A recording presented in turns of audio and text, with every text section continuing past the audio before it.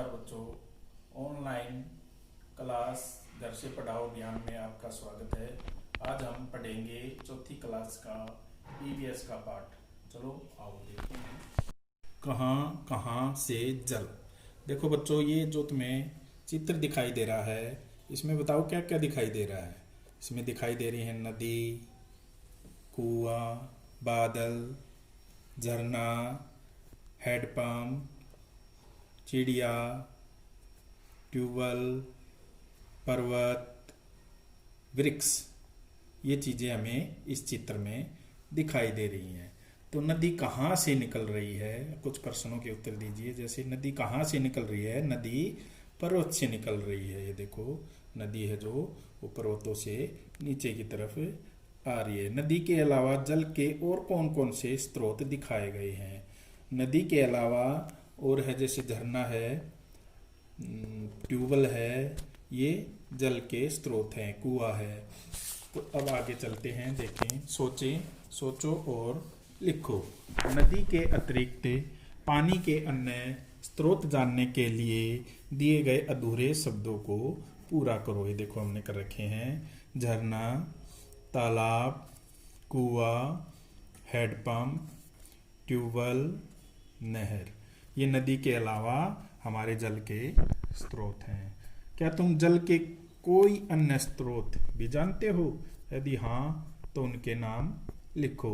जैसे जोहोड़, हमारे गांव के पास जोड़ होता है, झील है और महासागर। क्या तुमने कभी कोई नदी देखी है?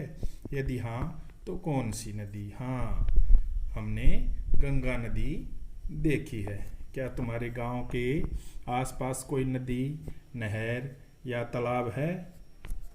यदि हाँ तो हाँ, हमारे गांव के पास नहर है। नहर जाती है ना हमारे गांव के पास बच्चों।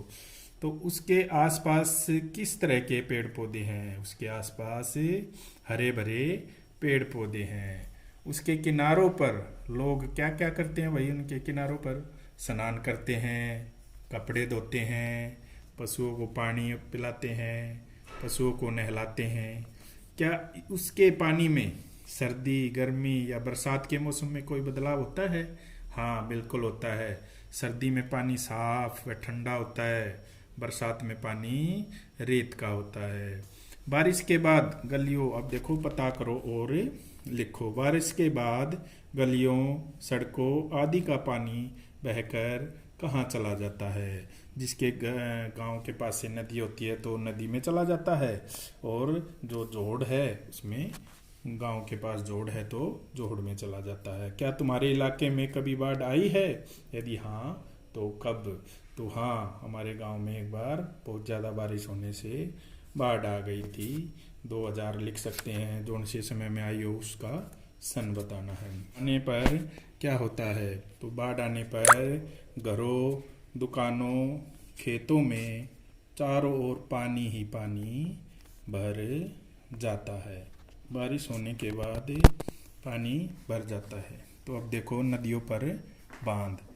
यह चित्र हथनी कुंड बैराज बांध का है। यह हमारे राज्य के, ये देखो, ये जो है, ये जो चित्र दिखाई दे रहा है, ये हथनी कुंड बैराज का है। अब देखो, यह चित्र हथनी कुंड बैराज बांध का है। यह हमारे राज्य के यमुनानगर जिले में यमुना नदी पर बना है। वर्षा के दिनों में नदियों में प्राय पानी की मात्रा ज़्यादा होने से बाढ़ का खतरा बढ़ जाता है। बांध बनाकर नदियों के पानी के बहाव को नियंत्रित करने से बाढ़ का खतरा कम हो जाता है। इकट्ठा किया गया यह पानी कई प्रकार से प्रयोग में लाया जाता है, जैसे जलाशय बनाकर मछली पालन करना, बिजली उत्पादन करना, सिंचाई करना। बांध में जमा किए गए पानी से नहरें निकालकर जल की आपूर्ति की जाती है। देखो बेटा, इसमें बैराज में पानी रोककर इसमें मछली पाली जाती है, तालाबों में बिजली उत्पन्न की जाती है। यहाँ पे इससे टरबाइन लगा दी जाती हैं बड़ी बड़ी, इनके नीचे वो घूमती हैं, तो उससे बिजली पैदा होती है और नहरों में इनको बांट दिया जाता है। इस प्रकार बांध का बहुत फायदा होता है। तो पता करो और लिखो। तुम्हारे राज्य से होकर कौन कौन सी नदी बहती है? हमारे राज्य से यमुना नदी, मारकंडा नदी और घग्गर नदी, ये हरियाणा में 3 नदी बहती हैं। उन नदियों पर कौन कौन से बांध बने हुए हैं? एक तो यमुना नदी पर हथनी कुंड बैराज बांध बना हुआ है।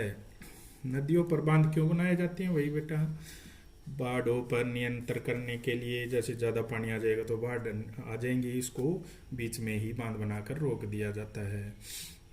नदी के जल को नहरों में वितरित करने के लिए बांध बनाए जाते हैं। गर्मी के मौसम में नदियों, तालाबों आदि में पानी कम क्यों हो जाता है? क्योंकि गर्मी के कारण वाष्पीकरण होता है पानी का बेटा।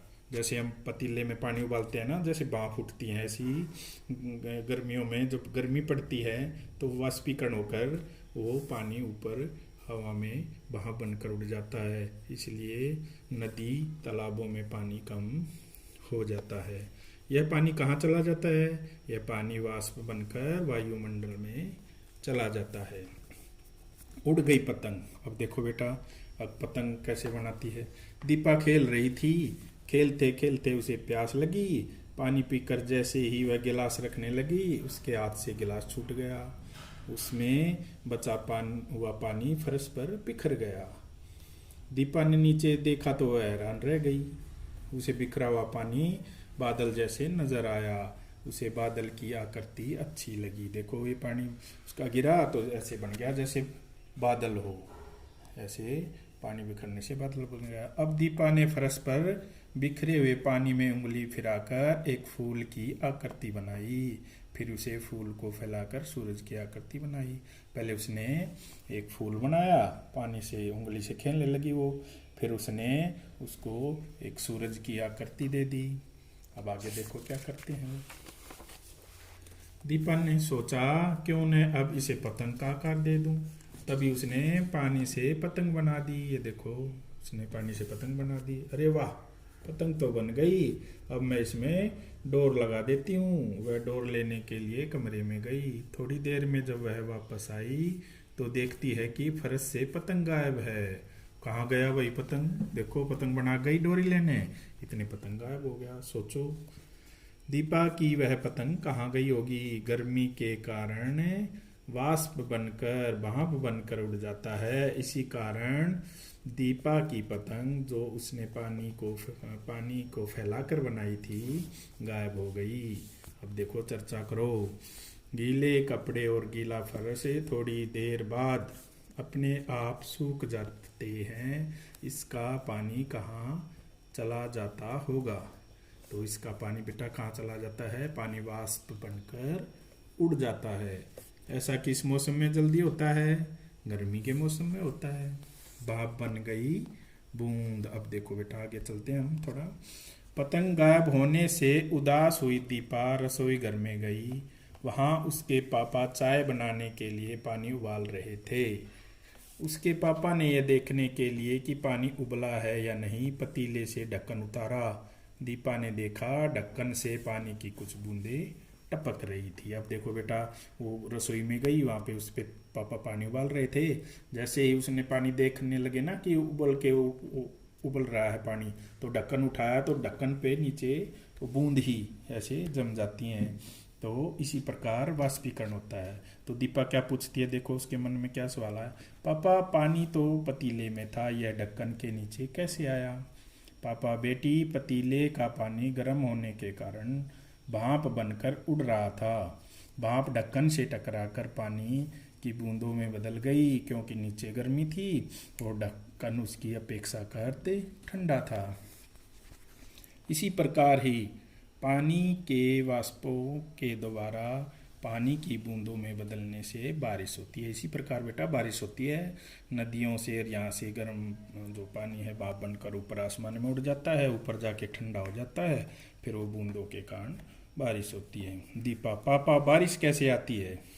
पापा, गर्मी की वजह से जैसे तुम्हारी पतंग फर्श से गायब हो गई और पतीले का पानी भाप बनकर उड़ रहा था, ठीक वैसे ही सूर्य की गर्मी से तालाबों, नदियों, समुद्रों आदि का पानी भी वाष्प बनकर उड़ जाता है। इस क्रिया को वाष्पीकरण कहते हैं। तो क्या कहते हैं बेटा उसको, इस क्रिया को वाष्पीकरण कहते हैं। जिस प्रकार ढक्कन के ठंडा होने के कारण भाप उससे टकराकर बूंदों में बदल गई थी, उसी तरह अधिक ऊंचाई पर ठंडे होने के कारण वाष्प बनकर उड़ा हुआ पानी छोटी छोटी बूंदों में बदलकर बादल बनता है। इसे संघनन कहते हैं। क्या कहते हैं बेटा, इसे संघनन कहते हैं। यही छोटी छोटी बूंदें बड़ी होकर वर्षा के रूप में धरती पर गिरती हैं। बारिश का पानी नदी नालों में बहकर समुद्र में चला जाता है और पुनः वाष्पित होता रहता है। इस प्रकार यह जल चक्र कहलाता है। क्या कहलाता है, जल चक्र। ये देखो बेटा, इसमें जैसे ये तालाब है, यहाँ से वाष्पीकरण बन के ऊपर उड़ा, ऊपर जाके ठंडा हुआ, वहाँ पे बादल बन गए, संघनन हुआ, फिर वहाँ इसका वो बारिश, बादलों से बारिश हो गई और फिर वापस आ गए पानी में। तो पानी का वाष्प में बदलना क्या कहलाता है, क्या कहलाता है, वाष्पीकरण। वाष्प के दोबारा पानी की बूंदों में बदलने को क्या कहते हैं, संघनन। वर्षा का जो जल धरती सोख लेती है उसे हम दोबारा कैसे प्रयोग में लाते हैं, उसमें ट्यूबवेल लगवा देते हैं, कुआं खोद लेते हैं, या फिर हम हेड पंप लगाते हैं। क्या तुमने कभी बरसात का पानी चखा है? यदि हाँ तो इसका स्वाद कैसा था? हाँ, मैंने बरसात का पानी चखा है, इसका स्वाद बहुत ही मीठा होता है। अब चर्चा करो, क्या होगा अगर बारिश कम हो और हम लगातार धरती के नीचे से पानी निकालते रहें तो पानी कम हो जाएगा बेटा, ये तो दिखती बात है। पीने योग्य पानी न हो और केवल समुद्र का खारा पानी हो उपलब्ध हो तो क्या होगा, तो पानी कहाँ से पिएंगे मीठा, बीमार हो जाएंगे। आगे चलो। अब मुनमुन को पहुँचाओ भाई। मुनमुन ये बकरी है, इसको हमें कहाँ पहुँचाना है, पानी के पास। तो पानी ये कहाँ पीती है, हेडपम्प से पी लेगी? नहीं पी सकती ना, कुएं में भी नहीं जा सकती, या तो इस तालाब में या इस तालाब में। तो इसको तालाब जो नज़दीक होगा उसके पास पहुँचाना है। यहाँ से आपको इसको, ये देखो, ये यहाँ से इसको पहुँचाना है। अब आगे चलो, क्वेश्चन नंबर 3 में है, नीचे पानी के कुछ स्रोत दिए गए हैं, इनसे प्राकृतिक और मानव निर्मित स्रोतों को छांट कर दी गई तालिका में नीचे लिखो। मानव निर्मित होती है बेटा जो मानव ने, आदमी ने खुद बनाई हो, वो स्रोत यहाँ पे लिखने हैं अलग, और प्राकृतिक स्रोत जो अपने आप होते हैं वो यहाँ पर लिखने हैं। जैसे कुआं मानव ने बनाया है, ट्यूबवेल भी, ये इसमें भरेंगे, और जो ऑटोमेटिक है, जो प्राकृतिक स्रोत है, वो यहाँ लिखना। जैसे वर्षा है, नदी, झरना, ठीक है, ये अपने आप भरने हैं तुम्हें। तो धन्यवाद।